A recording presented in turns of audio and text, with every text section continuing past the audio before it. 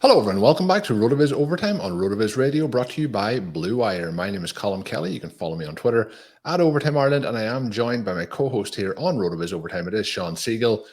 You won't find too much information from him on Twitter, but you can find all his work up at rotoviz.com. We are drafting in the FFPC Superflex Best Ball Tournament. It is underway. We're drafting against our listeners. We have 11 of them in there. We had a lot of interest for the first listener league of the year underway in the FFPC Best Ball Tournament, the Superflex edition. It is a tournament $35 entry, a $10,000 grand prize. Lots of interesting roster construction decisions ahead of us here, Shawn. Maximum of 4,752 teams, 20-round draft. And we'll be going through that today just for people following in. As you can see, some of the picks are happening. We are spot 11. It is one quarterback, two running backs, two wide receivers, one tight end, two flexes, one can be a quarterback, and then obviously we have our two flexes can also be running back, wide receiver, or tight end if we want to go. So we have started off, Shawn. I've tried to get all the information in there, as hopefully I've hit it as well as we can, but we will talk more about it as we go through. So to start the draft, we have Josh Allen, Lamar Jackson, Patrick Mahomes, Kyler Murray, Justin Herbert, kind of as expected there, but as I mentioned, we are spot 11. How are you feeling about what way we should approach this draft from the back of the round? Well, we're in a similar situation here to the one that Ben Gretchen and I were in when we did a draft pod on this particular format. This is a great format. You have the extra QB in there that takes one of the flexes out. That makes the wide receivers a little bit less powerful. We went with Christian McCaffrey in the 11th spot when we had that option previously. As we come up here, you see Russell Wilson, Dak Prescott. We're really through the QBs that I'm extremely high on now. Colin, one of the problems that we have out of the 11th pick is not just in the first round, but especially in the third round, where these quarterbacks are not going to come back to us. So if we pass on QB here, and especially if we pass twice, then we're going to be playing a very dangerous but potentially exciting game of catch-up the whole rest of the way. Joe Burrow sliding in there at the 9th spot, I think, is a very good pick. What direction would you like to go? One of the things that we can potentially do would be to take the two wide receivers. We would expect this particular room to be fairly wide receiver heavy, even though wide receiver is knocked down in terms of the power that those players have in this format. Yeah, I think it'll be interesting to see here. So we are on the clock with 40 seconds. I think we could either go Cooper Kupp here, or we could go and get ourselves those two quarterbacks and then just forget about quarterback for the majority of the rest of the draft. Is probably the safer way to play it. Which way do you want to go? I'll let you lead the way here. It just seems like it creates a lot more excitement if we take the risk and go for broke past these QBs up. It seems like taking Cooper Kupp here is almost too fun to go in a different direction. Yeah, let's do Kupp. One of the reasons last year's listener drafts, for anyone who listened into them, for anyone who partook in those, they were very wide receiver heavy. And if you didn't take those wide receivers in the first 2 to 3 rounds, and they were non-super flex, but the wide receivers were wiped out pretty early. So I think getting an opportunity to take who I think is the wide receiver 1 this season and Cooper Kupp as the second wide receiver, I think it's well and just. Justin Jefferson is really in the mix as well there. But I think with the true elite top quarterbacks gone, I think that's the decision. It is also a 60-second clock, Shawn, so we'll feel like we have so much time after doing the underdog drafts and those 30-second clocks. This will be a nice, relaxing draft for us. In the second round, are you thinking again about passing up quarterback? Some of the options available to us at the moment are Russell Wilson, Dak Prescott, Tom Brady, Matthew Stafford. I think as well, I know it's probably a little bit early, but I think Trey Lance could be somebody who's fun there, or we could even go and get that stack with Matthew Stafford as well with Cooper Kupp. Yeah, I'm not in on Matthew Stafford. He'll have a great season. I'm not in on him because I think he's going to perform poorly. I think he does have a little bit lower ceiling. I don't know that Allen Robinson is quite the fix that they're hoping that he'll be now. Especially at the fantasy playoffs, they may have Odell Beckham back. That would be a 3 wide receiver group that's fairly dynamic. I would be more tempted to go with Russell Wilson here and try and play him. Do you just want to go crazy, John, completely and go for Jamar Chase here and pair him up with Cooper Kupp? That is what I want to do. I was working around to saying Let's take Jamar Chase. I mean, Travis Kelce is also probably a better selection right here, but there's at least a tiny chance that Kyle Pitts will get back. Probably not in this sharp of a room. Yeah, no, I was just looking down. I'm just like, Sean's going to make a case here, but I know deep down in his heart what he really wants to do. And I was like, start off with these two guys. Let's have a go at it. That's a fun start. It may not be fun when we get to the 18th round and we still have no quarterbacks. For anyone who watched our recent draft, we held off all the way over in the Underdog draft to the last 3 rounds. Got 3 quarterbacks there, but yeah, I think that's going to be a fun start here. And everyone will, so far, I think we're going to have a lot of 2 quarterback starts through the first 2 rounds, which may allow some of the guys that maybe we like, but other people don't like, hopefully to fall a little bit to us. So we'll see how it starts to play out. We did touch on it, Sean, at the start, but as we like to do with these drafts, we jump on, we get straight into the draft, we get into the action, and then sometimes we'll discuss the options as we go through. What do you think is the ideal build in this particular format in terms of, you have mentioned wide receivers getting that little bit of a knockdown, then we've taken 2 wide receivers to start the draft. What's your optimal lineup here as you look at it? And then what's your thoughts on, it's a super flex tournament, but not always relying on 2 quarterbacks in the build. Is that something to try and target or to be concerned about? Well, I mean, the best start here is going to be to go quarterback, or to at least get those 2 elite quarterbacks in the first 3 rounds. If you think that there's a guy in round 3 who will come back through. Currently, as we do this, I have the FFPC Roster Construction Explorer up. I have the FFPC ADP specifically for the Superflex Best Ball Tournament up. One of the things that we can see here is that over the last couple of weeks, this second round has featured QBs like Derek Carr, Aaron Rodgers, Trey Lance, and Kirk Cousins in round 2, and then coming back in round 3 before our selection, Tua and Justin Fields. Fields, I think, is actually he's a player that I'm going to be targeting. One of the things that I like to do, and we talk a lot about on the show, is to select players who have a very wide range of outcomes, especially obviously when that range of outcomes includes league winning upside. I think with the rushing ability there and the fact that they'll likely trail a lot in those games, that you have both his rushing ability and garbage time to elevate his floor. Then if some things sort of fall into place for them, if Mooney and Kmet play as well as the Bears are expecting, then you could actually see some upside in addition. I don't think he's going to come back to us at the 311, but those would be kind of the quarterbacks I'm looking at targeting early, just to give listeners a sense of where we are with those over the last couple of seasons. When you do start QB, you have a win rate above 10%, and your top 2 percentile outcomes are also very good, which obviously is one of the things you're going to be targeting in a tournament. Yeah, one of the things I love about this tournament as well, but we obviously had a very successful run, Sean, last year to a 2nd place finish in the FFPC regular best ball tournament. And the thing I love so much was when you go through your league, you mentioned the top 2 advanced rate was to go through in this format after your league finishes. Then in week 14, the top 2 teams go through. Week 15, the top 2 teams advance from 12-team leagues. And then in week 16, 3 teams advance to a 33-team final. Obviously, the top prize is $10,000 in this, so that's obviously a nice thing to go. But a lot of the FFPC best ball tournaments are in that format where it's 12-team leagues, and I think that makes it something that feels attainable versus some of the tournaments with the massive fields, even once you hit those playoffs. So something that I really like. Just to give an idea of the draft so far as we look, I mentioned the first couple of quarterback picks. I won't run over those again, but then Hurts went at 6, Jonathan Taylor at 7, Christian McCaffrey, Joe Burrow, Justin Jefferson. Then we took Cooper Kupp, Dak Prescott, and Tom Brady back-to-back for the team from the 12th spot. Then back to us at Jamar Chase. Travis Kelce goes, Russell Wilson, Trey Lance, Matthew Stafford, Derek Carr, Austin Eckler, Stephon Diggs. Then we have Aaron Rodgers, Mark Andrews, DeAndre Swift, and Kyle Pitts has just gone off the board at the 301, the player that Sean had mentioned that probably wouldn't get back to us, but he definitely doesn't at this point. Sean, we have the quarterback options that you mentioned. Probably feels like the real one that we're probably hoping that might get to us. Then after that is by ADP of quarterbacks is Trevor Lawrence, then Matt Ryan.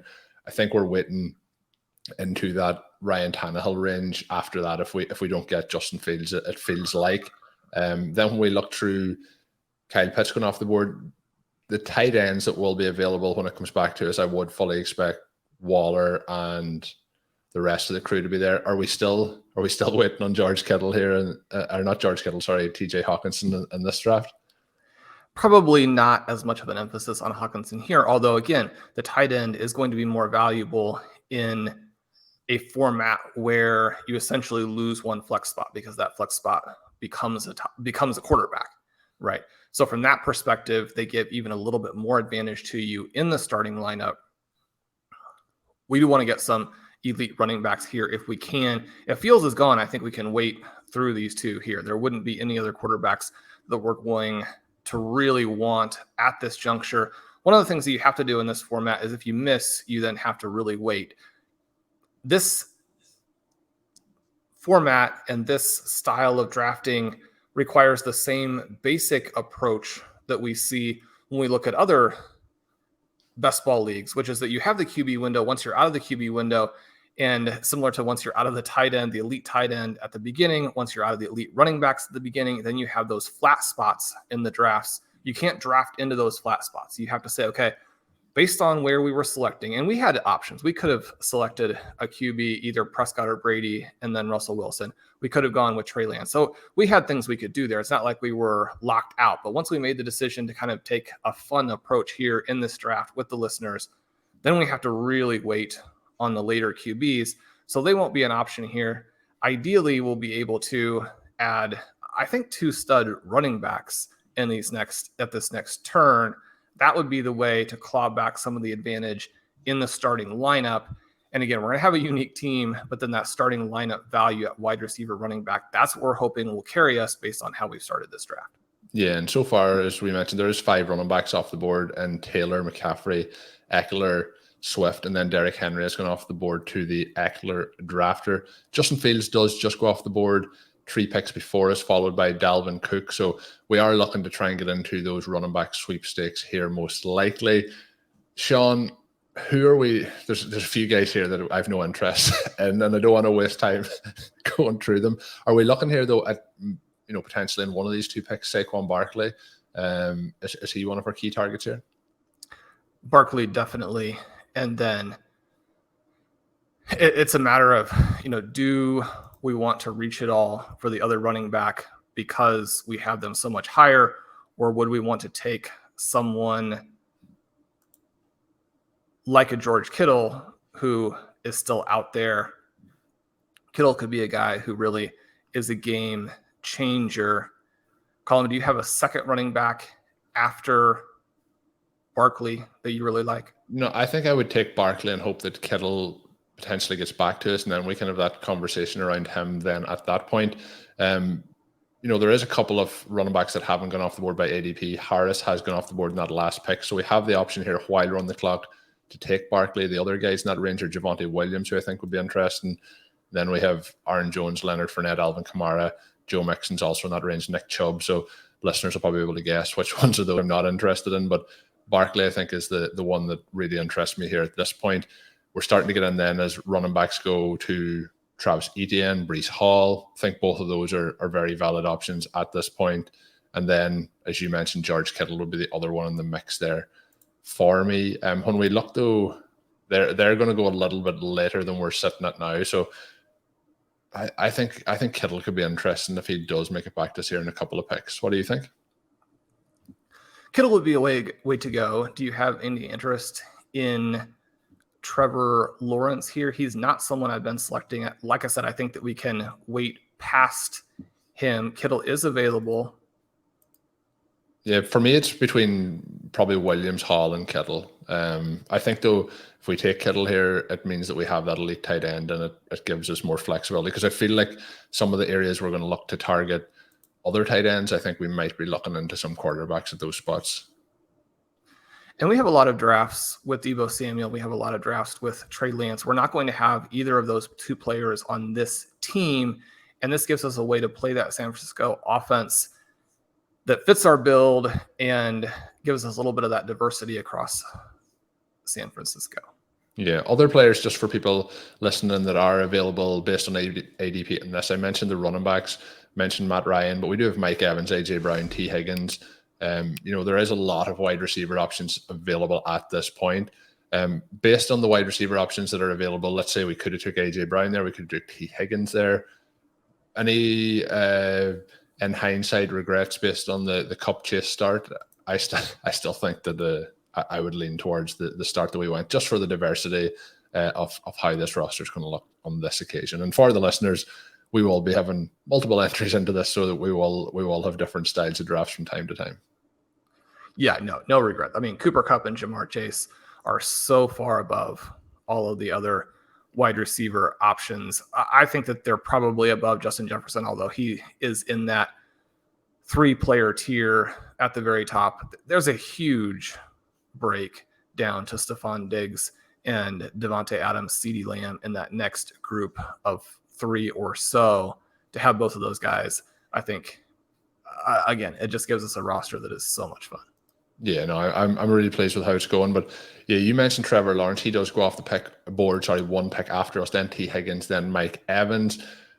I really hope that it all works out for Lawrence this year. We're talking a lot about Travis Etienne at the moment. We may even, if things fall our way, we may be able to potentially see him somewhere in the next round. But it just was so concerning last year, where I'm like, if we've waited and we've gone to the point where we've passed those quarterbacks in the first 2 rounds, I'm thinking we're pushing on down a little bit deeper down into the bag of quarterbacks before we're picking them up. He feels to me like, when we look at ADP and how these Superflex drafts are going, feels like he's kind of sitting in that no man's land between the kind of top tier guys, the next tier, and then there's him, and then there's the kind of later quarterback option. So I'm really hoping bounces back and things work for him, but it's just a lot of concern. I just on that, Shawn, with the Jaguars, do you think, how much are you putting on Trevor Lawrence's plate for last year, and how much are you putting on Urban Meyer's plate?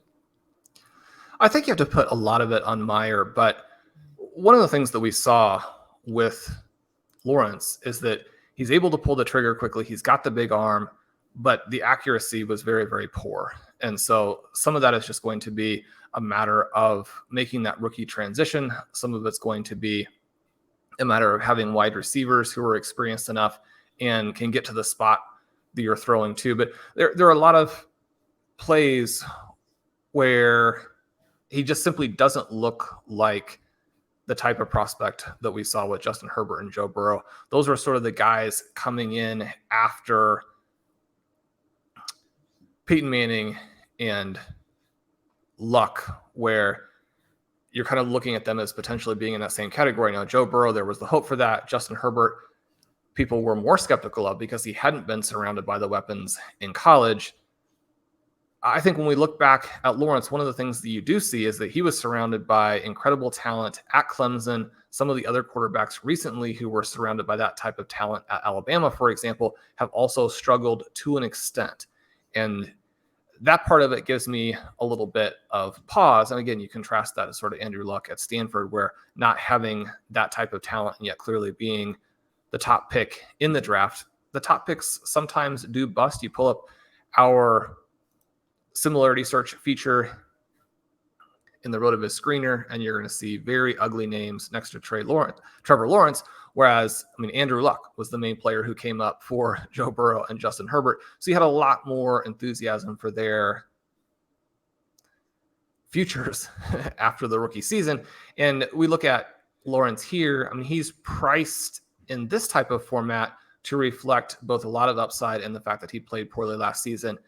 In Dynasty and some other formats like that, he's still priced very, very aggressively. I think there's probably too much risk in Dynasty, but if you make some of the decisions that we made early on here, then you could easily see why Lawrence would be appealing. I still felt like we had to pass. And then the question becomes, where do we jump in?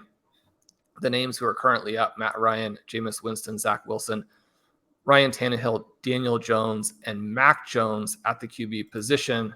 One of the things that we see when we pull up our ADP tool, which is going to give you ADP for this particular format, we see that Winston, Wilson, Daniel Jones tend to go to the first half to the middle of round 5. Tannehill and Mac Jones are going at the turn. And then Jared Goff, whom I believe would be one of our other targets, is going in the middle of round 6. Colin, it would be pretty gutsy to try and wait to the 7-8 turn. Again, this is a problem with being kind of at the back. Even if those guys fall into round 7, will they fall all the way through to the bottom? And which players from that group do you have any interest in here in round 5? Yeah, the quarterbacks, and I've been kind of hinting at this, right? But, the likes of Tannehill, I think Mac Jones is just right at the edge of that. I just don't know. I think the floor is there. I don't know if the ceiling is going to be there for Jones. I think Daniel Jones, though, is the other player. And the other one that I'm interested, based on what the Jets have put around him, is Zach Wilson heading into his 2nd season. So I'm kind of in on the, if we got 2 of those 4 guys, I think I'd be pretty happy. And then the other one you mentioned was Jared Goff. The question I was going to spin back to you was, we talked at the start about the lineup allocation, for the potential options with the flexes. The ideal scenario on this is to go with 2 quarterbacks, with the super flex option. At this point, though, it feels like we're probably going to need to go with a 3 quarterback build based on how we've started things off here. Would you agree with that? Definitely. And you're going to need a 3 quarterback build in all likelihood in this tournament. Anyway, one of the things that the Roster Construction Explorer does suggest is that 2 quarterbacks, when you get the 2 stars early, has worked in the past. I don't know that we would necessarily want to count on that, but it does allow you to save a roster spot. We're going to need 3, maybe even 4. I think that part of what we're trying to do here is be so dominant at the other positions that then we could go with a little bit more QB volume late, again, using just a very unique structure for this format. Yeah, and the other point then that I was going to spin into was, I did touch on this at the start, but is there a point here where if we have some of the options that are going to be available to us on the board as we make our next pick? Now, some of these guys might go, but the likes of Breece Hall, Etienne, Cam Akers, J.K. Dobbins are all still there as running back options. Wide receiver has dried up a little bit at this point, but DK Metcalf, Marquise Brown is there, Jerry Jeudy's there, guys that might be of interest. Then you're starting to get down to Rashad Bateman. Now, there is other wide receivers available in this range, but just guys that I'm not as excited about. Is there the possibility to be overly galaxy brain unique and not have the emphasis on the 2 quarterbacks every week for your build? Well, you're going to need the QB scoring, but I think that, again, if we can build a team that is powerful enough that occasionally a running back would slide in, get us through.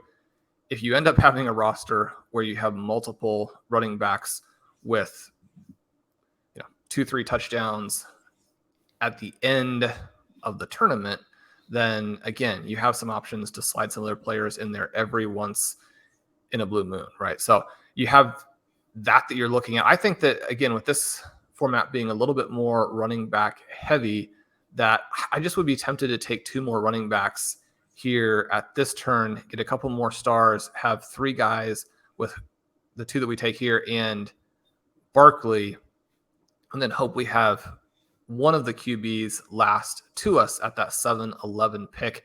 I do think that after so many of the drafters here made the appropriate QB heavy start, that there's a possibility of these guys really falling. It's going to be interesting. It's going to be ambitious to see them falling that far. Breece Hall does go off the board. I think he definitely was going to be one of our targets. So we have the option here, Sean, for Etienne, Cam Akers, or Dobbins if you want to go the wide receiver route, or else we'll sit, or sorry, the running back route, or we'll set off for the quarterbacks. I'll let you go. Daniel Jones did go off the board, which makes it a little bit more risky.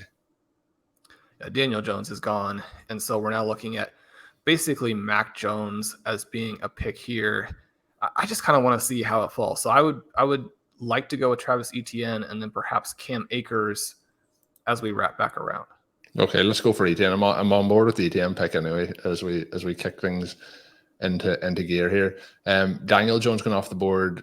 Sometimes that can make you think, oh, we have to go and get the quarterback now, but we'll see how it plays out. So far, through nearly 5 rounds of the draft, we have the first team in the draft with 1 quarterback. Then we have 2 quarterbacks, 1, 1, 2, 2, 2, 2, 1, 0 for us so far, and then 3 for the team in 12. So there is teams that definitely are going to need quarterbacks. So it's going to be interesting to see what happens after this one.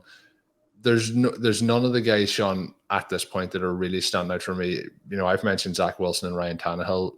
are they guys that you're interested in drafting? The other one you mentioned was Jared Goff. I think it's possible the two of them do make it back to us at the next pick, but I also think that they could be gone fairly quick. Well, one of the things here, and again, we pull up the Roster Construction Explorer to make sure listeners are fully aware of how we're kind of pushing the envelope, or I should say, just taking some risks that haven't necessarily paid off in the past. And we want to see if there is a way to play this, and the way to play it will be with 4 or 5 quarterbacks. You pull up the results from the past, and if you wait until after round 5 to select your QB1, then your win rate is basically 0, which, I mean, that's difficult to do because you would expect some teams just randomly to win every once in a while. However, if you take 4, the win rate jumps above 10%. If you take 5, it's very good as well, although on basically a meaningless sample.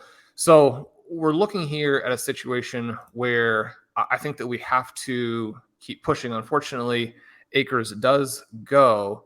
Do you have a wide receiver that you think makes a big difference in this spot column? The other thing I think we can do is take J.K. Dobbins, who is a player that we love and expect to smash ADP. He again would give us a little bit of uniqueness in this particular build.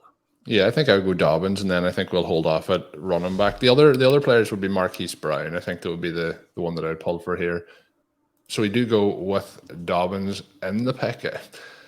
It's a strange, got very flat there, Shawn, with a couple of players going off the board. I was hoping that Akers would then reach it back around to us. You mentioned some of the win rates there, so we're well and truly in the deep territory here at the moment, as we start off with Cooper Kupp, Jamar Chase, Saquon Barkley, George Kittle, Travis Etienne, and J.K. Dobbins. This next round and a half is going to be very interesting to see how it starts to look for us with the quarterbacks coming back. I do think when we played it out in the draft over an Underdog last week, it didn't feel like a lot of those quarterbacks were going to make it back to us, but we were very relieved when they did. So I think if we get 2 of those quarterbacks at the next kind of turn here, I think we might breathe a sigh of relief. But out of 10, give a guess on our chances of those guys getting back to us. Well, one of the things that just happened was Jared Goff went, and it's going to be harder to get our guys to come back to us in a draft with the listeners who, in many cases, are going to have some similar targets. That's not necessarily because they got those targets from us, but like-minded individuals, very bright drafters. So Goff goes there. Interestingly enough, Mac Jones is still available. Colm, one of the things that we're looking at here, with also Zach Wilson and Ryan Tannehill still available, I think that at the very least, and this is kind of the plan that I had coming in when I saw that we had the 11th pick, was that we're going to have to make a play for Baker Mayfield. We're going to have to make a play for Desmond Ritter. Those are the 2 guys really late. Again, will it work in a draft with the listeners? That'll be, we'll see that as it goes along. But Baker Mayfield does look at this point like he'll be the starter for the Seattle Seahawks or the Carolina Panthers. As long as that's still up in the air, he's going to be discounted. Jimmy Garoppolo, also someone who could be on the trade market there, could be moving to the Panthers as they get a look at some of the players, or specifically they get a look at the progress that Sam Darnold has made. They get a look at where Matt Corral is. We've been pretty high on Corral. They've suggested that after the snap, he looks great, but he's struggling with all of the pre-snap types of responsibilities that can be difficult for a rookie. And those coaches there in Carolina, a lot of pressure on them to win, or to at least put a better look out on the field than what we had last season. They may feel like bringing Jimmy Garoppolo in, even though there were some reports coming out of there that they didn't think he was a huge upgrade on Sam Darnold. They may be changing their minds as they get a little bit further along here. And then Desmond Ritter, the reports have been glowing on him. It sounds like there's actually a pretty decent chance at this point that he will be the first rookie QB to take snaps this season. It appears right now that Kenny Pickett is having a harder time beating out Mitchell Trubisky than Ritter is with Marcus Mariota. So a player, especially with the hybrid ability that he brings, I think we have to be on. Not surprisingly, those guys that fell to us at the end of our Underdog draft are also sitting here in terms of Matt Ryan, Ryan Tannehill. Not a lot of enthusiasm for those 2 quarterbacks. Yeah, I can tell that when they're not added to the queue at the points when we're talking about needing quarterbacks in round 6. I was getting the feeling that Sean's enthusiasm maybe be winning. It's going to be fun here to see how we play this out. I'm following along, Sean, as we draft in the draft room. I can see some of the messages coming in from players wondering, what has happened to Shawn and Colm as we draft this roster. And Tom Strachan, who's drafting, you mentioned the win rates for not taking a quarterback at this stage, but if you do it in certain ways, how it can work out. He just said that it doesn't look good in the RotoViz tools for not having a quarterback after 5 rounds. We'll see how we play it out. The other line that has come in that I've really enjoyed is the entire history of the podcast has been just one long con leading up to this draft. So the listeners are certainly having fun with it. But Sean, Jared Goff did go off the board, but we have had no quarterbacks in this run since that. Is Cortland Sutton, James Conner, Dallas Goedert, Jerry Jeudy, Marquise Brown, Terry McLaurin, DK Metcalf. They all go off the board. You did touch there on Baker Mayfield, and we do have a little bit more time between picks in this particular draft format with the 60-second clock. If Baker ends up with the Seahawks, do you think then that we're looking at players like DK Metcalf at the minute going below what their market value would be in that instance, or do you think that the market value of the Seahawks pass catchers doesn't change that much with the quarterback change? Well, anybody who watched Week 17 last season and what Baker Mayfield did throwing the ball repeatedly into the offensive line, into the defensive lineman, knows that, this isn't going to be a savior type of situation. This isn't going to be Matthew Stafford going to the Rams. It's not going to be Russell Wilson going to the Denver Broncos. But the Seahawks do have some problems. I think that Geno Smith actually probably not a massive gap between Geno and Baker Mayfield.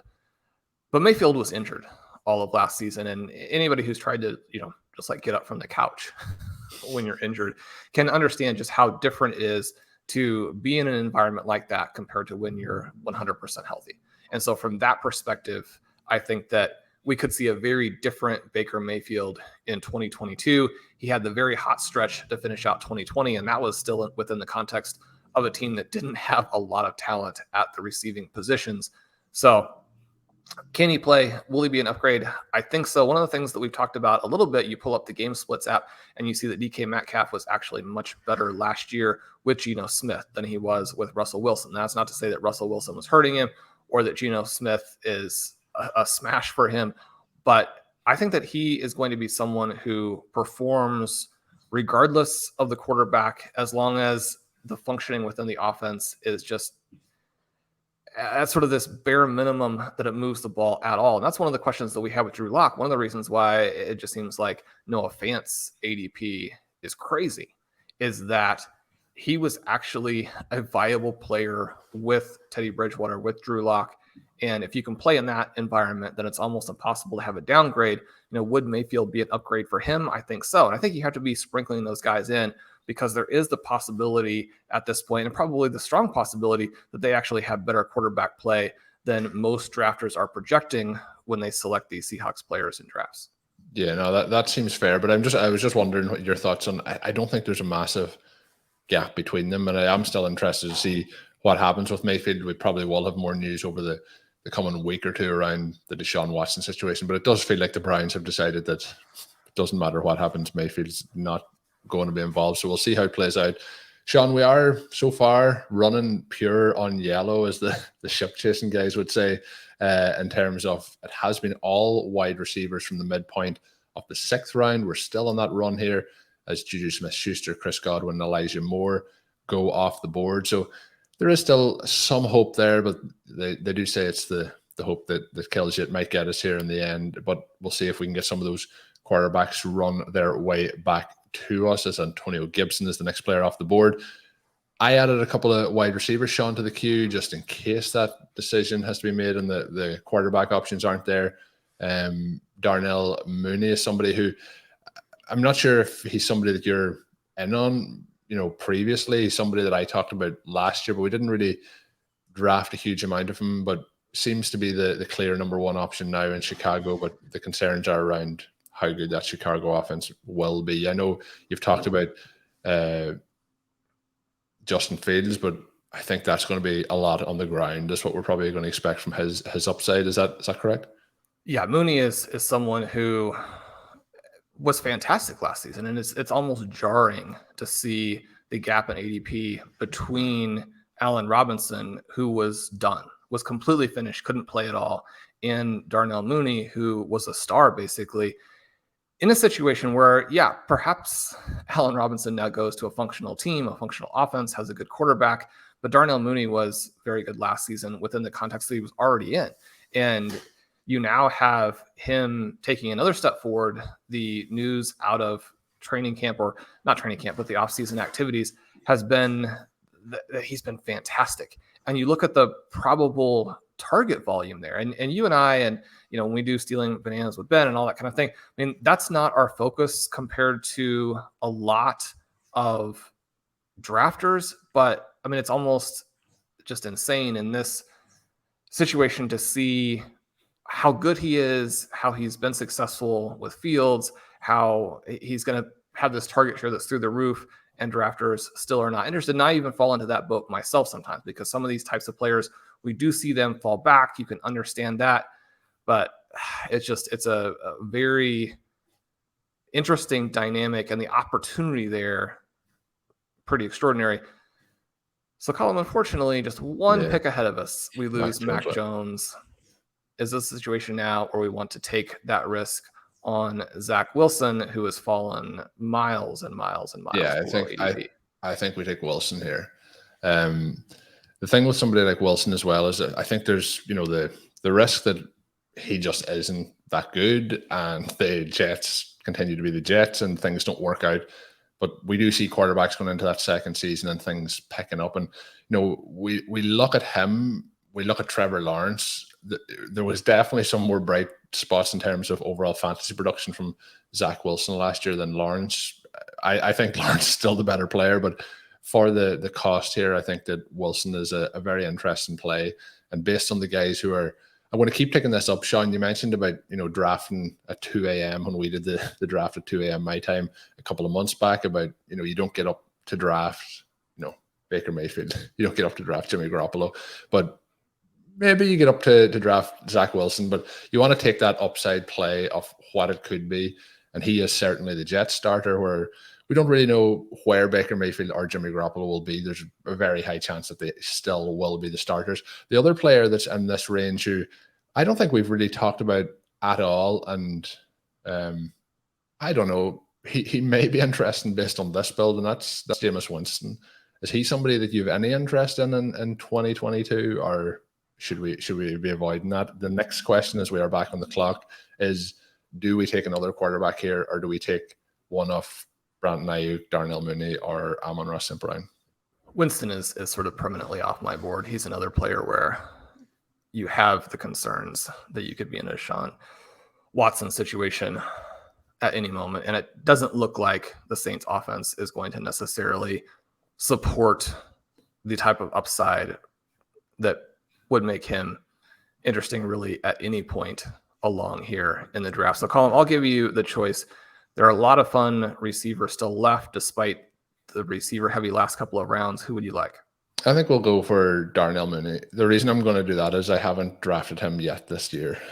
So I thought that it's a chance to diversify there. I think that he showed a lot in his first two seasons, but there's just like some question marks around the offense. But if it's a situation where he's going to really take that step forward, it's going to be this year, and you want to be getting on that value at this particular point that he does take that step forward. He's legitimately the number one target in that offense now, and we should be seeing, like the stuff I'm talking about with Zach Wilson, for example, we should be seeing Fields continue to ascend as a young quarterback, and that should mean that his pass catchers and wide receivers and so on lead to more fantasy production, which would be very, very good for us. The other one there, Amon-Ra St. Brown, very interesting player based on how he did last year.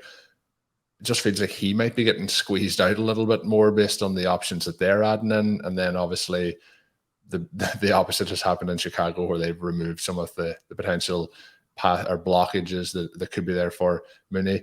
I'm still very excited about Brandon Ayuk, Shawn. I remember last year we did a show at one point of the early portion of the season, and I really loved Brandon Ayuk all last offseason and was drafting. And I eventually had his big game, and it was from the doghouse to the penthouse was what I remember calling the podcast.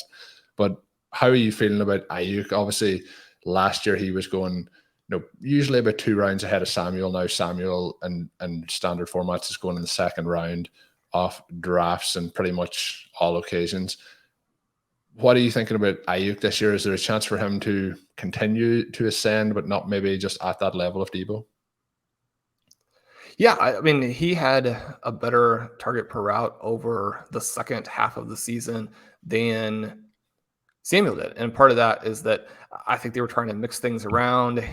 We know that Samuel obviously carried the ball a lot in that stretch, but that doesn't necessarily explain why his ability to draw targets, which had been just so crazy over the first half, dropped down a little bit, even when he was running routes in the second part. And part of that is due to the fact that both George Kittle and Brandon Ayuk are very, very big talents. That's one of the reasons that I think you have to really have Trey Lance everywhere. It's actually a case where we probably should have considered Trey Lance in the second round.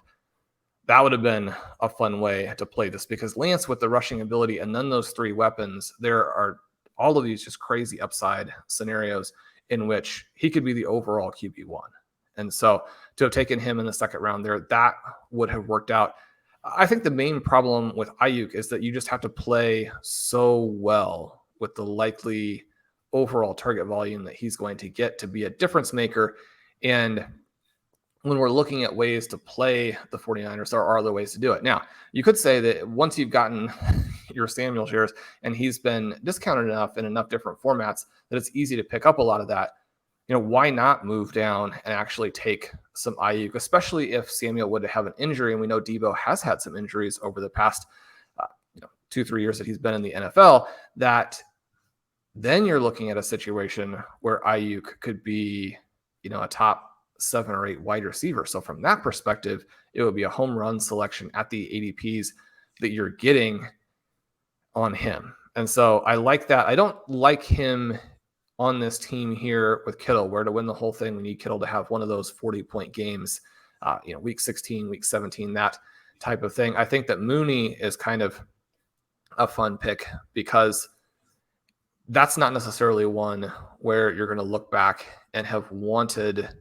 the quarterback as well. Now, that's not to say that if Mooney has a big game at the right time, so Justin Fields wouldn't have also had a big game. The other element there is that I probably would have selected, or would have been at least very much in the mindset of considering Drake London.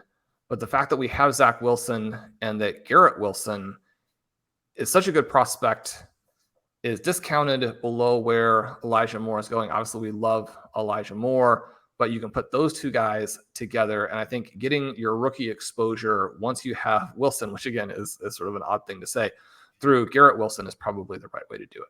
Yeah, and don't worry, Shawn, again, checking those comments from the listeners in the chat box. They have, after we did draft Zach Wilson, they have updated some of the comments to Witten on quarterback seems to have gone okay for them so far. And then the next comment is got to be setting up that Garrett Wilson stack. So they are on to us, Shawn, and it feels like somebody may draft him before it comes back. But I definitely think that he could be a very, very nice pickup if we get back to the back of this round. But it is a situation where we're at the back of the 8th round now. We won't be picking again to the 9-11. Since we picked, we had Drake London, Adam Thielen, Jameis Winston, Amon-Ra St. Brown, Josh Jacobs, Matt Ryan, Carson Wentz, Treylon Burks, and Elijah Mitchell. So a couple of the quarterbacks there that we're not really interested in getting. And Winston, who we talked about, Carson Wentz is the other one who I'm not really targeting. But then Ryan Tannehill and Matt Ryan going to the team in 5. I don't know. I'm still, if we're going late quarterback, I definitely think there's still viable options to have in there. But Brandon Ayuk then going to the team in the first spot. When we do wrap this up, we will look through some of the teams and the builds and discuss those. But team 1 here is setting up quite a nice build so far with Josh Allen, DeAndre Swift, Kyle Pitts, Michael Pittman, DJ Moore, Rashad Bateman, Elijah Moore, Brandon Ayuk, and James Cook. So that's heating up quite nice. So we'll go through some of those teams after. Davis Mills was off the board at that next point. Shawn, a player who I haven't really heard talked about at all, and we haven't really talked about him at all over the last couple of years, because Justin Jefferson is definitely our guy in this offense. But Adam Thielen coming back off injury again, his ADP in this year draft is the mid-8th round. Obviously, if it wasn't Superflex, we'd be going a couple of rounds earlier. At that reduced ADP, still scores touchdowns, but is definitely not the profile of the guy that we're looking to draft. But he's going in that range where some of those veteran guys are going, where it's a bit flat. Is he someone who you will have any shares off in 2022? No, Adam Thielen is not someone I'm going to have unless he falls like 3 or 4 rounds below ADP. And you say to yourself, well, that's absurd. That's never going to happen. But again, in a Superflex format, Zach Wilson fell more than 2 rounds for us in this draft. If there are players that you're only on a couple of rounds after ADP, then that's where you would kind of be looking at them. And every once in a while, it will give you an advantage that you needed because everything else was gone. And so in that case, you would hit on them. Again, is there a scenario where Justin Jefferson, I mean, hopefully he's not out. I mean, that just would be an absolute nightmare. He's, maybe the most fun player to watch in the entire NFL. But if he's banged up a little bit, not quite 100%, you have KJ Osborne out there, you have Irv Smith out there. It's a more dynamic passing offense. Dalvin Cook is rushing the ball well. Could Adam Thielen push his actual targets back up a little bit? Could he push his yardage numbers up a little bit and then keep catching touchdowns? I think so. I mean, one of the things here is you're going to have a little bit of a trade-off probably, where in order to get his yardage volume up where he needs it to be, you probably need Justin Jefferson to be out or limited. If that's the case, then Thielen, as one of the best red zone weapons in the entire NFL, he's going to get a little bit more of that Travis Kelce type of treatment, right? Where you will be seeing double teams, or at least you'll be seeing defenses where the pre-snap read is to go somewhere else. You're going to be trying to push Kirk Cousins off of him. Now, the coaching staff obviously will be pushing back in their direction, trying to camouflage what they're doing. So much of what's happened in the last couple of years is teams have tried to adjust for Justin Jefferson. Even the coaching staff that was so maligned ran all kinds of sort of crafty plays to get Thielen open in the red zone. That doesn't take away from the fact that he's this incredible red zone player. But, I mean, he has that ability. He could catch a lot of touchdowns. I just think that trade-off makes it so that it somewhat neutralizes the advantage there. And again, you're probably going to be looking at him only after ADP. Yeah, and then I thought that was going to be your answer, but we hadn't touched him, so I thought we would touch him. Michael Thomas goes off the board. He's another one of those guys. But before that, Marcus Mariota, Kenny Pickett, and Davis Mills were the players who went off the board to concern us. We are back on the clock, but Shawn, we do have the option here to take Garrett Wilson, and I do think that the quarterback options are going to get back to this because the team in 12th has taken 3 quarterbacks so far. Is Wilson the guy that you want to take here?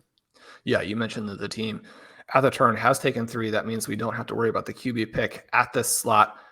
Looking at all the rest of there are a lot of wide receivers with a better ADP than Wilson, but he's not going to get back to us. I actually think he should be going ahead of all of those wide receivers, and he fits in. I mean, if Zach Wilson blows up, then Garrett Wilson is obviously going to blow up. So we go ahead and make that selection. It does work out for us there. And Colm, now when we come back around, we have this very tricky choice of, do we hit the QBs? Do we keep waiting on the QBs? This is the situation. We have the team drafting out of the 1 slot only has 1. The team drafting out of the 4 only has 2, and one of those is Carson Wentz. And so that's like having 1.5, right? We just have 1. Can we count on some of these late QBs coming back? Now, Marcus Mariota is gone, which is kind of interesting. That leads you to believe that drafter will probably try and add Desmond Ritter later. Baker Mayfield has an ADP in round 12. Ritter and Garoppolo are in round 14. I guess I don't know that we can count on them making it with all of the rhetoric that has surrounded Mayfield and the likelihood that he's traded. Do we need to just straight go Mayfield here? It's up to you. We have 8 seconds left. We have him or Tyler Boyd's the other player to go with. Shawn does go with Baker Mayfield. So that is going to get us through 10 picks of this draft. We have Cooper Kupp, Jamar Chase, Saquon Barkley, George Kittle, Travis Etienne, J.K. Dobbins, Zach Wilson, Darnell Mooney, Garrett Wilson, and now we have Baker Mayfield added in there. So how are you feeling through 10 rounds here as we continue our march on the draft? Good. I like what we've done. I like taking the big risks kind of at this part of the offseason. Obviously, you're going to play it a little bit tighter once everything falls out and you know who the starters are going to be for a variety of teams. You want to attack those players where the ADP shift could be absolutely gigantic, just like you said. Now, that doesn't mean that you're going to be right all of the time. And one of the things that I do try and mention on the shows is that we want to emphasize advance rate. We only played a handful of teams last season, but because those teams advanced, one of the two teams I did with you advanced, one of the two teams I did with Zach advanced. Unfortunately, the team with Zach did bow out in the first round. I think finished fourth, didn't make it into that group at the top that would get through, but the team with you made it. And the first thing that you're trying to do is not necessarily to optimize for this week 17 that you don't know if you're going to make. I mean, you have to have a build that will work to give you these really, really high advance rates. And so when we say that we're doing kind of a fun build and a contrarian build and sort of a lottery ticket build, that's within the context of knowing that in general, that's not necessarily what we're trying to do, but it seemed like it would be fun to do, number one, in a listener draft, and number two, when you get the 111. One of the things that I really hate is when you get a pick in that sort of 9 through 12 range. It depends on the format, how bad, the 9th pick would be, or the 10th pick would be. I've got an article coming out talking about how it's so important to get into those top 10 picks if you're doing a Superflex Dynasty startup, for example.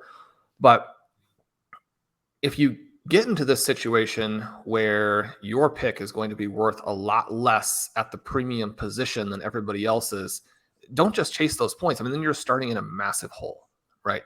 In this format, it would be at QB. In normal formats, it tends to be running back. That's one of the reasons that zero RB sort of evolved. Certainly not the only one.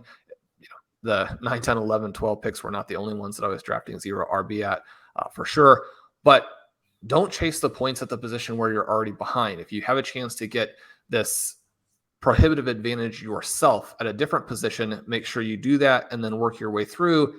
Take the risks that you need at the position that you're weak later on. And for us, obviously, that's quarterback. We've taken some risks. We're betting on Baker Mayfield starting. If that doesn't happen, this team will probably be out, but we still have some tricks up our sleeve later at the QB position. We know we want to draft at least 3, the Roster Construction Explorer, and just logic. But one of the things that we were talking about with the Roster Construction Explorer is that you don't necessarily have massive amounts of data.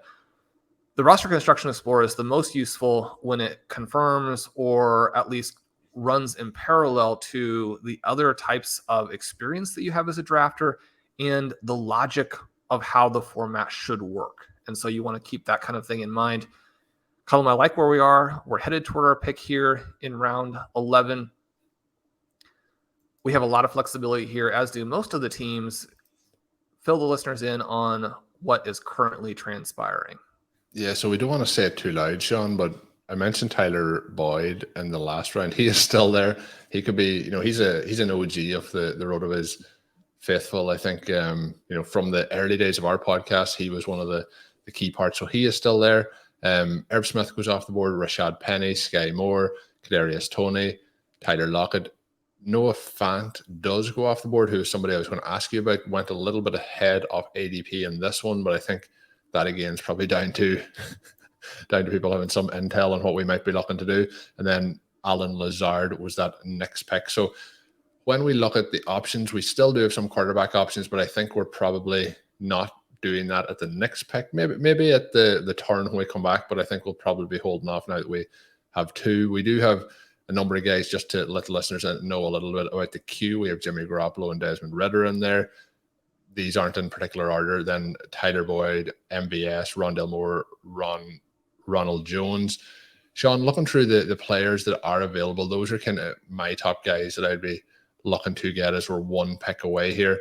Based on their build so far, the other guy that I would slot into that would be Melvin Gordon, who I think could be interesting. But we do have 3 running backs, so I think that we probably should be looking elsewhere. But we're in a spot here where some of our favorite zero RB guys do go off the board. So are you looking to move in? I think we're a little bit early here for the tight ends outside of Noah Fant, and we are getting the listeners know here, Gerald Everett goes off the board as well, quite a bit ahead of ADP. So some of these guys are guys that we were hoping to target later. So what are your thoughts at this point? I feel like I would be leaning here to maybe try and get one of those wide receivers in Boyd or Moore, and then one of the running backs potentially in Jones or Garden in the next 2 picks.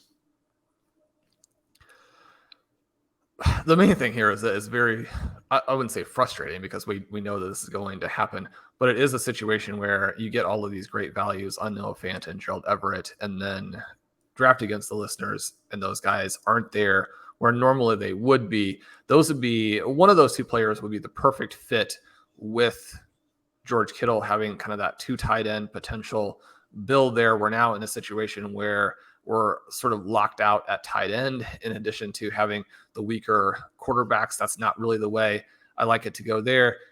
Ronald Jones probably not going to come back to us in round 13. So if it's okay with you, that's probably where I would make this selection, and then we can figure out that 12th round pick. That's okay. Let's go with it. Yeah, you mentioned it. It is frustrating, but the other thing is like, we get the interaction, and I know you mean frustrating for us, not for in general, but getting, the interaction with our kind of RotoViz overtime community and seeing the way these drafts are being put together and implementing the stuff that, like, we're hoping to get that guy a couple of picks later. So smart drafting there, but yeah, getting boxed out a little bit. When we look at some of the top tight end options that will be available, I think there's not really a lot of them that we're hoping to get. But how do you feel as the draft progresses? I'll name off some of the guys. So Gronk is out of the mix, but Hunter Henry, Robert Tonyan, Tyler Higby, Njoku, Ingram, Hurst, Logan Thomas. There's not a lot of, I'm probably holding off at this point, all the way down to Brevin Jordan. Tyler Higby could be somebody of interest as well. But what's your thoughts there? The other one, I suppose, is the tight end contracts we're getting given out quite healthily this offseason. And CJ Uzama did get one of those who would be able to be stacked up with Zach Wilson if we go all in on the New York Jets. But that's a lot later. But do you feel like that we're just waiting to see what our options are in a couple of rounds' time at the tight end position based on those 2 players going? Yeah, a tight end will be much, much later now. And it does put a lot of pressure on Kittle to be that elite tight end for us, the guy who scores most weeks and gives us the upside in the playoffs. Colin, what I'm looking at here, there are actually a couple of other drafters who have been very gutsy at QB, and that makes me think that there are other managers here who are targeting Desmond Ritter. He's really the only interesting player left in terms of someone who is both likely to play and gives a lot of upside. I actually think that we have to take him here or we're not going to get him. Okay, let's do it. Again, a bit like we talked with some of the players earlier, there is upside. We get Jimmy Garoppolo, we kind of know what we're probably going to get. If he gets traded, we're in that Baker Mayfield scenario. I always talk about trying to be comfortable in these drafts. Having Mayfield and Garoppolo and kind of hoping that both guys get traded might have been a little bit of a difficult situation. But yeah, looking through the quarterback options that are available at this point, and how ADP sometimes is out the window in some of these drafts. But Watson is still there, Darnell's there, Garoppolo, Brissett, Drew Lock, Geno Smith, Matt Corral, Malik Willis. And then you're really into guys that probably aren't going to play at all: Tyler Huntley, Teddy Bridgewater, Gardner Minshew. So that probably, Sean, is the right call to go there. When we look through, you mentioned about some of the teams being brave. Team in 12th has 3 quarterbacks. We now have 3 quarterbacks after that. Team 10, Team 9. We're looking at a lot of teams then all the way down until we get to Team 3. Team 3 is 2 quarterbacks. They went back-to-back in the first 2 rounds with Mahomes and Rodgers. But Team 1 has just Josh Allen. So they really would have been probably looking to get Ritter there at that particular point. So I also think that mixing him in with Kyle Pitts, who is their tight end as well, that probably feels like that was going to be their pick at the back end of this round. And Ritter has a round 14 ADP, but as the news continues to trickle out that he's putting pressure on Mariota, not just to play this season, but to play early, I would expect that to creep up. He is and was the next QB in terms of ADP, and to expect a lot of drafters who have sort of waited big picture to then pass on him, I think was probably unrealistic for us, even though it's a reach by ADP. I think it's a good value in this draft and a good fit with what we're trying to do. And that gives us flexibility as we continue through. I still am very open to selecting Jimmy Garoppolo. I think this does need to be a 4 QB build, but now there isn't the same amount of pressure to try and get him in there, and we can fill out some of these other positions.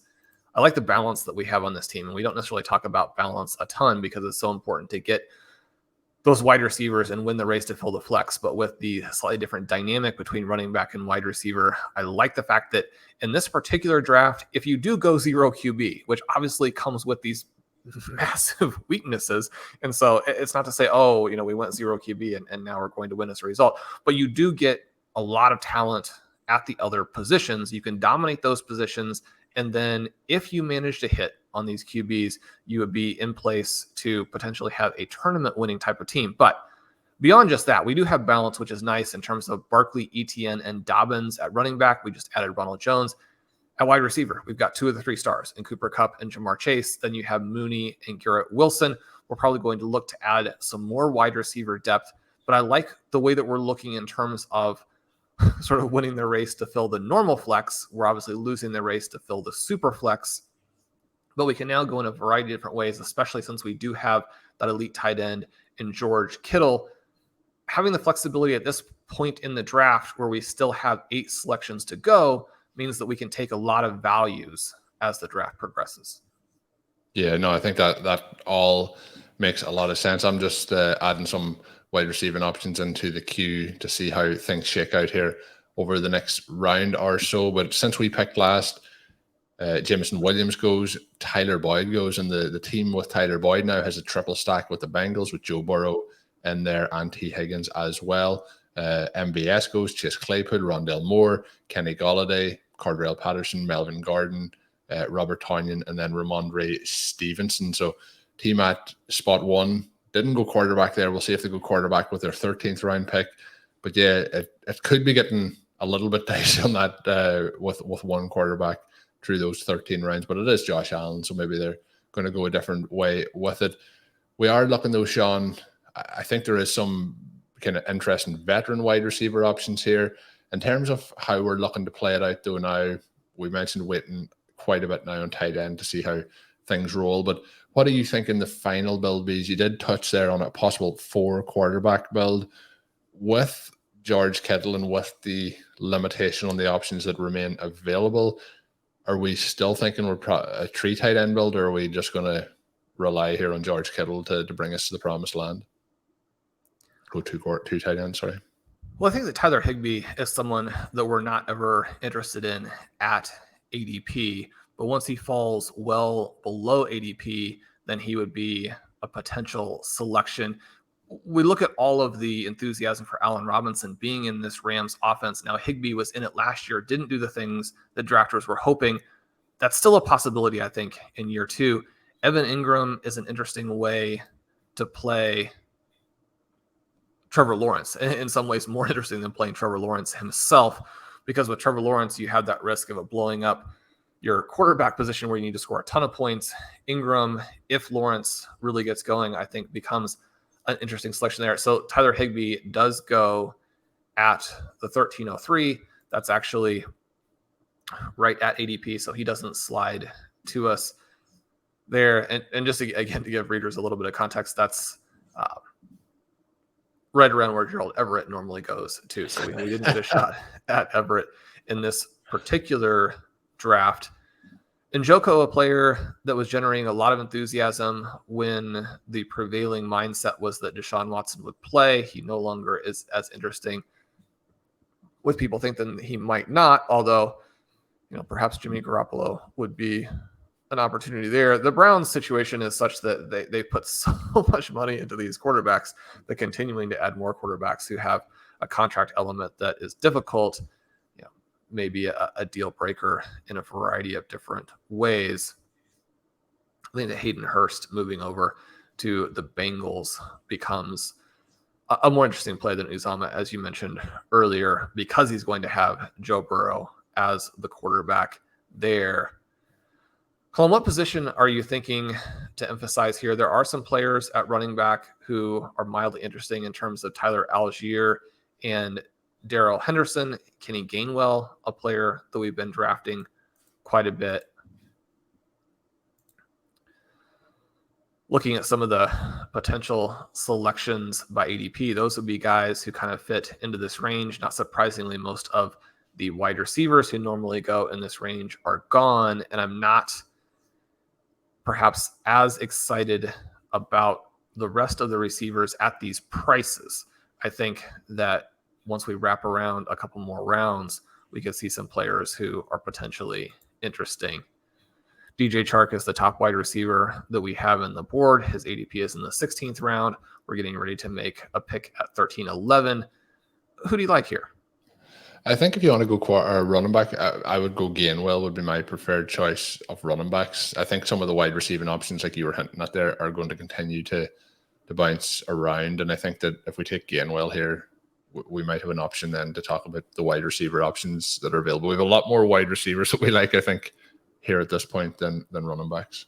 So we do take Gainwell with that pick.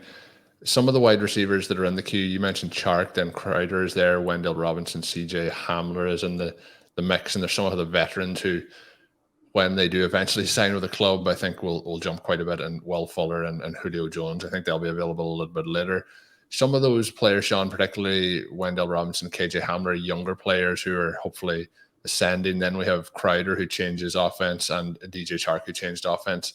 But both veteran options who I think will have solid success this year. I would be going ranking them at the minute for the veterans will be Crowder over Chark. I don't know. I think you might be a little bit higher on Chark than I am. And then Robinson and Hamler are interesting options there as well. Is there any of those guys that you're hoping to take here? I think that Crowder adds a little bit more intrigue because he does have that week 17 game against Jamar Chase. And so if we had the shootout there and Crowder ended up being the beneficiary, obviously we would expect the pecking order to go with Stephon Diggs and then Gabriel Davis. But Jamison Crowder is someone who fits perfectly with what the Bills need. He's like a massively upgraded version of Cole Beasley. If the Bengals are really able to put it on them early, a situation where Jamison Crowder caught 12 passes because they're, in full-blown hurry-up, catch-up mode. Everything's a pass. You have a lot of these underneath completions to make sure you're moving the ball down the field. You want to have these high success rate plays. I think that scenario makes him a little bit more compelling than he would be otherwise. Again, we're not overly prioritizing that. We're just kind of thinking about how some of those Week 17 games could shoot out in our benefit. The main thing there is that I think that Jamison Crowder is a discounted player at ADP. We get him, around the range that he should go, at least in terms of wide receiver positional rank. He should be going earlier. I like the fact that we were able to add him to this team. Yeah, I don't really understand Crowder's ADP in general. I think he's going probably 2 to 3 rounds less than he should be. I think Jarvis Landry signing with the Saints is an interesting sign. I think he is undervalued at his ADP, but for example, in this draft, he went 4 wide receiver selections ahead, kind of a half a round ahead of Crowder. But I think Crowder just goes into a much better offense, is probably going to get more targets in that offense. And I think Crowder's going to get a lot of red zone work this year, which is obviously going to be very influential to fantasy scoring if that does come to fruition. So I think he is very interesting. Tyler Algier, who you mentioned a couple of rounds ago, does go off the board. Just before that was Naheem Hines and Tim Patrick. Darrell Henderson goes off the board. It's going to be interesting, Sean. I think kind of at this point, I know we talked about ADP shifting a little bit based on the conversations we have in the podcast, your rankings on site, things like that for people who are drafting with us who consume our content. But over the next couple of rounds, I think we'll see players move in all different sort of directions. Any bets on how early we see KJ Hamler before our next pick? Well, at this point, KJ Hamler could go anytime. We've had Tim Patrick selected. So I think KJ Hamler watch is definitely on. I mentioned Tim Patrick. Tim Patrick is a good receiver. there's an outside shot that Tim Patrick actually leads this team in receiving, being that red zone threat, having the big body. If anything were to happen to Cortland Sutton, you could just see it massively unlocking Patrick there. So when we joke about Patrick, that's not to say that he is not a good selection. Colin, when we look at our team and what we need to do, we're still weak at QB. We're still weak at tight end. We've discussed some of those options. A few of the names that you have put into the queue are interesting in terms of Trey McBride and Greg Dulcich. Dulcich generating all kinds of raves out of camp now because Albert O is probably one of the 6 or 7 best tight ends in the entire NFL. I don't see a great path for Dulcich to score a ton of points in 2022. Got an article coming out in the next day or two, and maybe as you're listening to this, it's already out, looking at Kyle Pitts, his rookie year, why you should consider him a foundation tight end piece, a foundation dynasty piece, someone who, even if you're in a super flex and all the rest of the first round picks are more or less the quarterbacks, Chase, Jefferson, and Taylor, that you should consider Pitts more or less in that same tier. I don't think that that's that controversial or provocative, but just a reminder of kind of where he is, where everybody else has been. It's so difficult for those rookie tight ends to score points. But I do think that McBride and Dulcich could both score this year, even though the tight ends ahead of them have decent ADPs of their own, are expected to score a lot of points. The tight end position, especially for these guys who come ready, is one where I think that similar to wide receiver, maybe not to the same extent and maybe not as fast, but we're going to start to see those players score more, score earlier. You can add them late when you need them. Dulcich, someone who does have some cool metrics, and when Patrick Crane was on Overtime, he discussed some of those. Pat is always fantastic. If you missed that episode, make sure you check it out. And just kind of as we're talking about Jamison Crowder, I do have an article specifically about how you can maximize your Week 17 upside inexpensively, and it does discuss Crowder in that one. Colin, we're moving through the 15th round here. Anyone who's watching on YouTube can kind of see these picks as they're coming off. Unfortunately, DJ Chark does go. He was kind of the player that I was most looking forward to playing here. Again, just for that tiny little advantage of the fact that the Bears and Lions play in Week 17, so you could play Mooney and Chark off of each other, or they would be selected for your lineup if they blew up opposite each other. Who are you seeing here as being the guys that you're emphasizing as we get down into sort of the trickier time period? I mean, executing these last picks is crucial. In some ways, this is crunch time. Even though the players are being selected at this point, you would have a lesser expectation in terms of how much they actually contribute to the lineup. Yeah, so still a number of the guys that we talked about, Wendell and CJ Hamler, are still there. If we look at running backs, Tyrion Davis-Price is somebody who's available. I also think that some of those tight end options who I mentioned earlier could start to come into play. I joked about Brevin Jordan, but I think between him and Brandon Cooks, I think they're going to be key parts of the Houston offense. I don't think the Houston offense is going to be very good, but I still think that he has shown a nice little bit through his opening couple of seasons in the league. For me, it'll be him that I'd be trying to pick at wide receiver if we are going to go in the next, or sorry, tight end if we are going to go in the next 2 rounds. But ideally, I would be potentially hoping to get him and either Wendell or KJ Hamler. Have you any strong feelings against something like that or for something like that? No, I really like Robinson here. I do think that at running back, Tyrion Davis-Price is pretty interesting. He goes at the 15:07, so no longer a consideration. Will Fuller and Julio Jones, I also expect to go a little bit ahead of ADP in this particular draft, because the drafters are going to know that, again, you're looking to select players who are going to explode in ADP down the line. Fuller's got a 19th round. Jones has a 20th round. Both of those players are going to jump once they get on the teams. And one of the things here is that unless they go completely unsigned, which I haven't heard anything to that effect, but when players haven't signed at this point, I think you're always kind of looking at whether or not this would end up being a Rob Gronkowski type of situation, where one of the things is that teams aren't really convinced that they are 100% in on the season. You would think that would be a little bit more true with Jones perhaps than Fuller, who is younger, but Fuller has had all the different types of injury issues. If they do play, if they do sign, it's probably going to be a team that needs wide receiver. And so suddenly you're looking at a situation where, now the target volume actually looks pretty decent. So from that perspective, again, we would expect these guys to really jump once an NFL team out there realizes that is a good fit. I mean, I don't think it's even impossible that you would see one of these players end up with the Kansas City Chiefs or the Green Bay Packers. And then you have a fantastic quarterback situation as well. So, Colm, I guess I'm looking at Wan'Dale Robinson and probably Will Fuller as the 2 picks here at the 15-11. Well, let's go for Wendell. That gives us that pick, and then we are on the clock, and then we can discuss more about what we'll do on that next pick. You mentioned Will Fuller. I've drafted Will Fuller a lot this offseason, so for anyone who listened in, we talked about Shawn drafting Deebo Samuel in our last draft, and the exposure to Deebo Samuel. I know it's later in the draft, but if there's a point that Will Fuller does not play this season, I think I'm going to have a lot of wasted draft picks at this point. Have you any concerns about him potentially not coming back? And then when we look at the options at tight end, I did mention Brevin Jordan. You didn't talk about Brevin Jordan. I don't know if that's your way of saying that you have no interest in drafting him here at this point.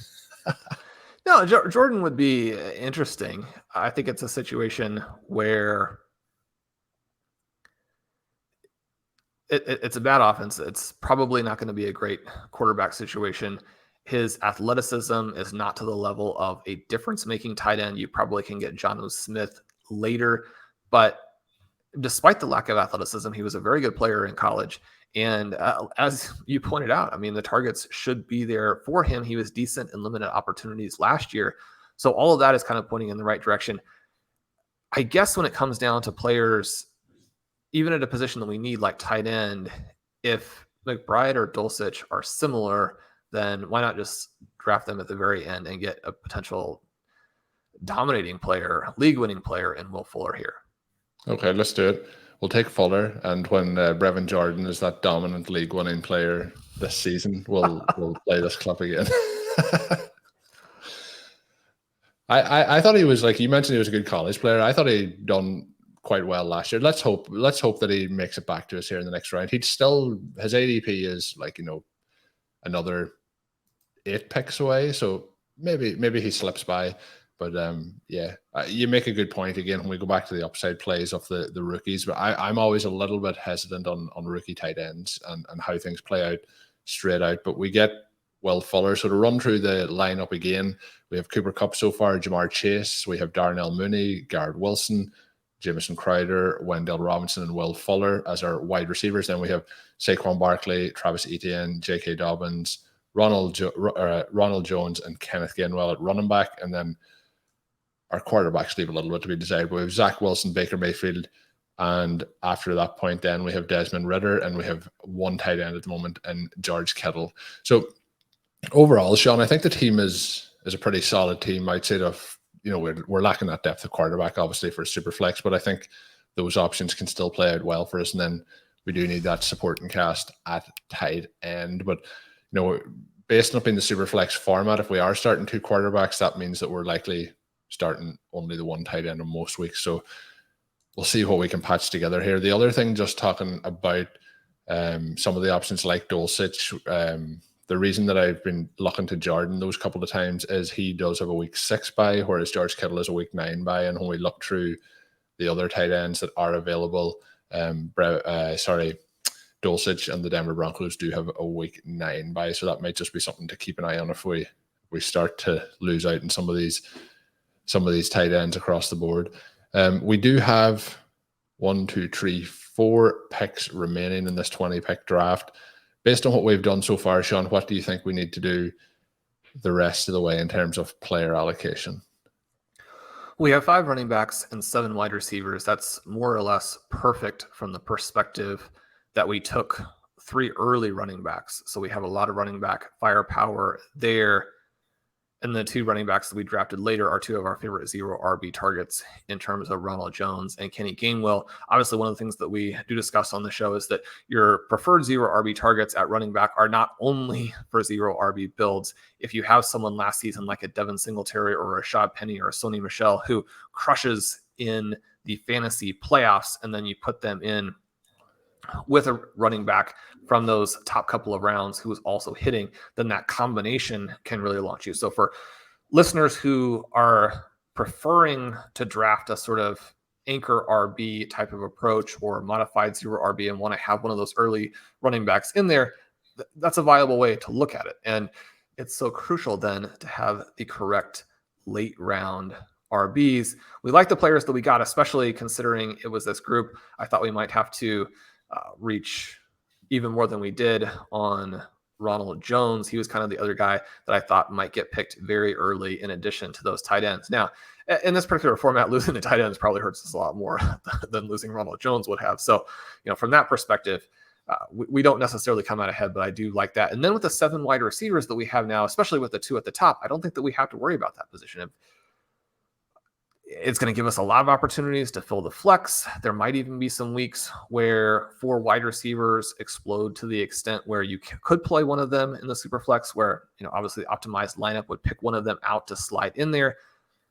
I love where we are at that point. So now it's kind of a matter of who's the best value late.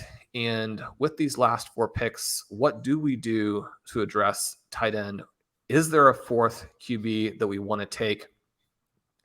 One of the things that's kind of fun right now is that when we talk about these really unlikely scenarios, but scenarios that we have already sort of built our team around, is the Seahawks passing game with Baker Mayfield. If that ends up being the case, the Jets passing game with Zach Wilson, those teams actually play each other in week 17. So that shootout between the very poor quarterbacks that we have on both sides would be the one where then we're sitting there on Tuesday morning and saying, those are the guys who won the $50,000 for us. Colm, I like that. Geno Smith is a possibility. Sam Darnold's a possibility. Matt Corral, even though his kind of situation there with the Panthers is one of the reasons that they're potentially looking at adding another QB. Kind of interesting, the news currently out on Malik Willis and him like deep in 3rd place in the QB battle there. Not particularly encouraging, but as is the case at some of these other positions, it's these mid-season flips. And when the light bulb comes on, and that doesn't mean Malik Willis is bad. I mean, the Kansas City Chiefs saw fit to burn a season by sitting Patrick Mahomes. So we know that some of these guys are going to progress very quickly as things go along. The fact that Kenny Pickett and Matt Corral and Malik Willis are not looking that great right now, that should be expected, right? So from that perspective, we want to keep that in mind. KJ Hamler does go at the 1706, so a couple of picks before us there.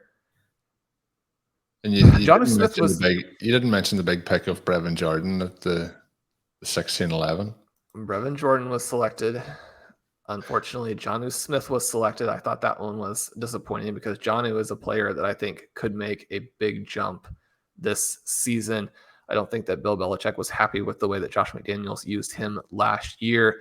Colin, we're sitting on these rookie tight ends. I think that we're looking. We're talking about the build. I think that with these last 4 picks, I think we probably need 4th quarterback and 2 tight ends is probably, and have the flexibility in one of those other picks for whichever way we want to go. But looking at the options, we do have 3 tight ends. We have Trey McBride, Greg Dulcich, and CJ Uzama. I mentioned that Uzama is with the Jets. I don't know if we want to get more Jets in here, but we do have obviously Zach Wilson in that. You mentioned the week 17 element as well with that player, or the game with who potentially will be in the playoff finals if we are to try and get that game stack in there. The other thing, Shawn, I noticed in the chat is Wendell Robinson the new KJ Hamler? It was a question come in. Maybe we'll answer that on the recap show for when that one comes out. But Shawn, are we looking at back-to-back tight end picks here in these next couple of picks as we're 2 picks away? I think so. I don't think we can afford to lose a player here. Cameron Breit is still available. He would project to fall into a lot of volume with Rob Gronkowski retiring, but there are obviously reports that some of the team followers don't even think that he'll be the starting tight end. So that, perhaps not the greatest vote of confidence in his favor. Now, some of those reports, I think that you can discount at least a little bit, but Uzomah and Breit are probably not the guys who are going to win it for you. Again, you have to go in eyes wide open with the rookie tight ends, but Trey McBride with DeAndre Hopkins out at the beginning, I think we'll get a little bit more of a chance than he would have otherwise. Dulcich with all of the puff pieces on him. And he was an excellent prospect, right? So I think that you kind of have to make these two bets and think that perhaps you are getting the second half of the season that we saw from players like an Evan Ingram or an Aaron Hernandez. Yeah, and you can make the decision. I'm happy with either of them, but week 9 bye just for Dulcich. I don't know if you want to split it to make sure we get McBride here to avoid having no tight end, but up to you on that one. Yeah, exactly. We want to go with McBride first. I think that he's the higher upside play. He's someone who make it back to us as well. So that was just in case we get to a drastic situation where we only end up with the 2 tight ends. But the other one you mentioned, Cameron Breit, K. Dotton then is the other option that would be available there. But I think we're taking big risks if we're diving that deep into our bag of tricks, I guess. But we are back on the clock. James Washington and CJ Uzomah go off the board. So, Shawn, I think we take our other rookie tight end here. So, Dulcich it is. We'll be looking for him to have a lot of production in 2 tight end formations with Albert O. Colm, the other thing that I like here is that in drafts where I do get locked out at tight end, and it doesn't happen too often because I prioritize tight end and because I think that so many of the late tight ends are such great values that they're among the players that I am willing to go above ADP to get. I mean, Fant and Everett, why would you risk losing them? They're like 4 rounds undervalued. So if you're reaching 5 slots to pick them, that's no big deal. So I don't get locked out at tight end that often, but when I do, I want to have Dulcich because I have so much Albert O. Now, is maybe the most likely scenario that they cannibalize each other and neither one ends up being a good play? Yes, but that would be sort of the darkest timeline. We're not necessarily betting on that. It's hard for the tight ends to stay completely healthy. You're going to have Russell Wilson there. We could have both of them.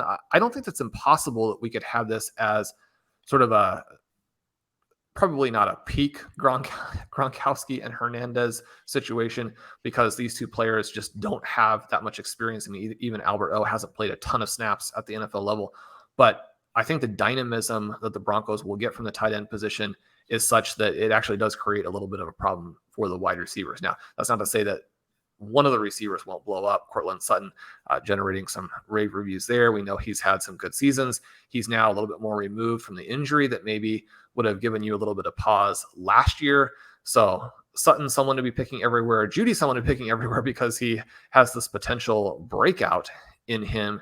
And I think when you have those 2 guys and you have Russell Wilson, it's very difficult to not be sprinkling them into teams. At some point, though, even if the Broncos are one of the 5 highest scoring offenses in football, it's going to be hard to find the touchdowns for all of those players and Javonte Williams as well. Yeah, no, that feels fair. Looking, Shawn, just a question for you. Rob Gronkowski does go off the board here in the 18th round. If anyone's listening, he did announce his retirement this week. I've done the quotation marks things a couple of times with Rob Gronkowski's retirement. It is his 2nd retirement from the NFL. What's your thoughts on players like that who we think may not play this year, who say they've retired, potentially playing? Is there any drafts where you would be willing to take somebody like that in the 18th, 19th round? I think you have to consider it because one of the things they've already said too is that once you get into week 12, week 13, and the Buccaneers are probably leading the NFC South, they're in the playoff chase, they're in the chase for the number 1 seed. They're looking like they could be a Super Bowl contender again. And Tom Brady and Rob Gronkowski want to get another ring together. They've already been kind of leaking that he would come back in that situation, or might. That it was, if it's 50-50 that Gronkowski plays the very most important weeks and you're looking at rounds 18, 19, 20, I think you have to consider it. if you have other players that you like, then you probably want to move them ahead of Gronkowski. But it's going to be a compelling selection because the upside there is just so significant. Yeah, and I'm sure, like, when we look at it, I haven't looked into it, but I'm sure when Brady announced his retirement, I'm sure there's some teams with, shares in the 20th round of him and the regular best ball tournament. So, spotting those guys in there, not something that I tend to do, but, obviously, if it works out, it would be a real upside pick. He was kind of going in that 10th round range of regular leagues up until that retirement announcement. So we have 2 selections left to go. Shawn, we're going to look through some of the options at the moment. Geno Smith is still in the queue. Cameron Breit's in there as well. I think we'll probably going to sit at tight end the rest of the way now that we've added those 2 rookies. But any players over this next 2 rounds that adds that level of excitement for you? We talked about potential excitement. Are we jumping down to like a Romeo Dubes or somebody like that there, and the hope that we get some upside plays at wide receiver? Well, Paris Campbell is the top player available, and he's pretty interesting because the Colts have been raving about Matt Ryan, and they just don't have weapons at wide receiver. They don't have weapons at tight end. And so for Ryan to really score points, a lot of that is going to go to Jonathan Taylor. A lot of that's going to go to Nyheim Hines on a variety of dump-off types of passes, but they're going to need some other production to make that work as well. I think that Campbell is interesting. Now, he does go before our selection. We're 3 picks away.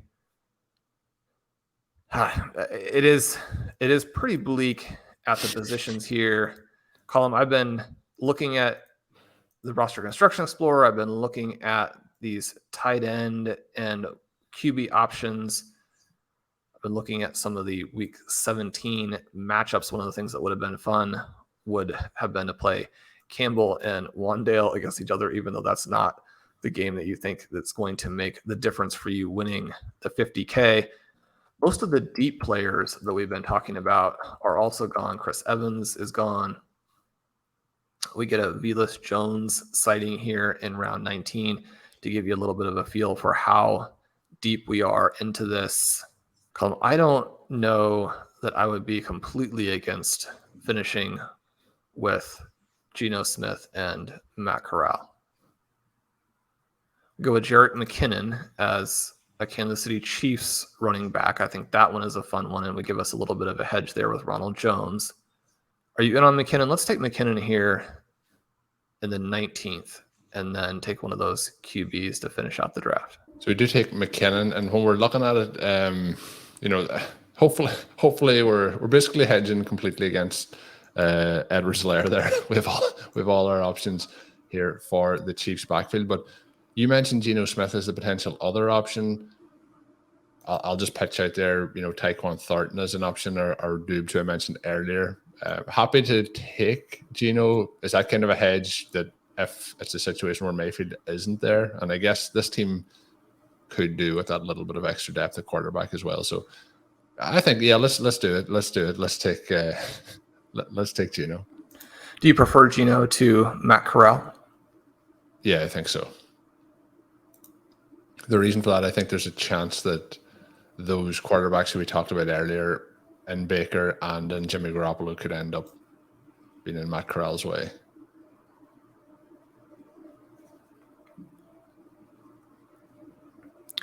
So, Colm, I love it. We know we wanted to get a 4 QB build after we didn't select any quarterbacks in the first 5 rounds. We get Geno there late. I think he is the stealth starter for the Seattle Seahawks. I think that he's a better player than Sam Darnold and will be able to move the ball with those weapons that the Seahawks possess. This has been a very fun draft. We get multiple Chiefs running backs. This one will be an interesting one to follow because the situation in Kansas City is so similar to the situation last year with the Tampa Bay Buccaneers, where I thought there was a very real chance that Leonard Fournette would get squeezed from both sides and Ronald Jones would be the better pure rusher. Now, he probably was the better just pure rusher, but because of the other weaknesses, finds himself on the bench. And then once you have Leonard Fournette out there all of the time, he starts catching these passes. They like the way he's playing. Gio was no longer the player that he was in Cincinnati, didn't do kind of what they were looking for, didn't add that dynamism in the receiving game that James White had added so long for Tom Brady with the New England Patriots, and it ended up being Leonard Fournette all the time. In Kansas City, it really looks now like Clyde Edwards-Helaire has really lost all of his touches because Jones, the much better rusher, McKinnon, in all likelihood, the much better receiver. We saw him dominate down the stretch and in the reality playoffs last season as a receiving threat, adding electricity that we just had not witnessed from a Kansas City Chiefs back since the departure of Kareem Hunt.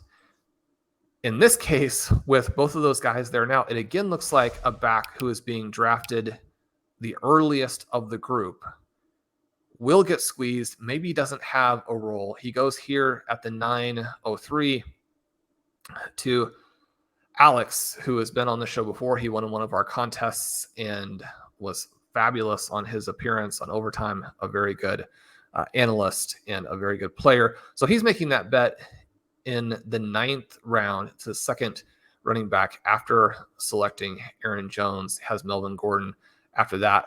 Really like those selections. But for me, I just have so much Jones and McKinnon because both of these players have the athleticism that Edwards-Helaire just simply doesn't have. And that was one of the things that was somewhat surprising about his selection ahead of the guys he went ahead of, was that even at the time, and granted he's been injured, he hasn't lived up to the expectations the Chiefs had. Anybody can do that. It's not just, that we pick out Edwards-Helaire, other backs. I mean, you look at some of the guys now like Ronald Jones and Rashad Penny who are having a little bit of a second life. I mean, those guys underperformed what the teams drafting them thought they were going to do. Sony Michel underperformed what the New England Patriots thought he was going to do. He's not the only underperformer, but it was odd that a back who didn't have size and also didn't have speed was selected at that point. These other Chiefs backs do have it, and it'll be very interesting to watch how this goes.